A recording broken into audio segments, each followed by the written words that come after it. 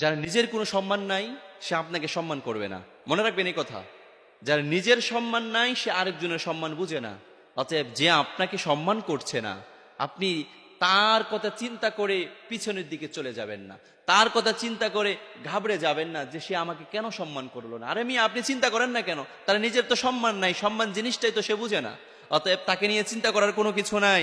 আপনার ব্যক্তিত্ব আছে, আপনার সম্মান আছে, আপনি আপনার সম্মান নিয়ে সামনের দিকে অগ্রসর হয়ে যান। ইনশাআল্লাহ কাবার মালিক আল্লাহ তাআলা আপনাকে কবুল করবে। তবে একটি কথা মনে রাখবেন, যে আপনাকে অসম্মান করছে তাকে কিন্তু আপনি অসম্মান করবেন না, তার সঙ্গে খারাপ আচরণ করবেন না। কুকুর যদি আপনার পায়ের মধ্যে এসে কামড়ে দেয়, আপনিও কি কুকুরের পায়ের মধ্যে কামড়ে দিবেন?